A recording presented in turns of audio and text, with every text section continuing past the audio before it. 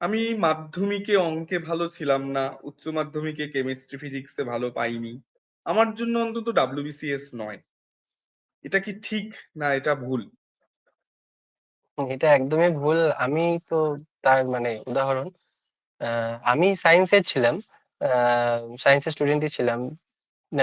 9-10 মানে ওই সময়টা ভালোই ছিল। পরবর্তীকালে আমার 11-12তে যেটা হয়েছিল, ওই জয়েন্ট এন্ট্রান্স আর এইচএস একসাথে দুটোতেই ফোকাস করতে হুম, গিয়ে আমার হুম।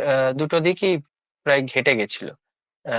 তো আমি কিন্তু ফিজিক্স কেমিস্ট্রিতে খুব একটা ভালো নাম্বার 12 ক্লাসে পাইনি, মানে এইচএস এ পাইনি, যেটা নিয়ে আমার খুব আক্ষেপ আছে, সেটা ভালো এখনো আমি ভালো আক্ষেপ করি। পাননি বলতে কত পেয়েছিলেন একটু যদি শেয়ার আমি করেন? 60-এর ঘরে নাম্বার পেয়েছিলাম, 60-এর ঘরে নম্বর পেয়েছিলাম, যেটা আমার ক্লাস 10-এ আমার 90-এর উপর নাম্বার ছিল, সেটা এক ধাক্কায় 60-এ চলে এসেছিল।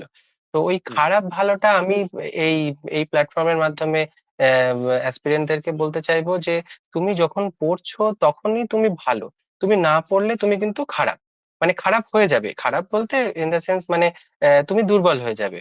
আহ, তুমি পড়লে আবার তুমি ভালো থাকবে। তো আমি এমন অনেক আর্টসের দাদা দিদিদেরকে দেখেছি, আমার আহ, সাথে দেখেছি, যাদের কিন্তু সায়েন্সের সাবজেক্ট গুলোতে খুব ভালো মানে হচ্ছে পাকড় আছে, খুব ভালো তারা স্ট্রং, অঙ্ক খুব ভালো করতো, তারা পড়েছে, তারা ওর পেছনে সময় দিয়েছে। তো এমন নয় যে ওই সময় ওটার সাথে কোনো তুলনা করলে চলে না, মানে আমরা তো আস্তে আস্তে ইভলভ করছি। যখন তুমি পড়বে, পরিশ্রম করবে, তখন তুমি ভালোই করবে।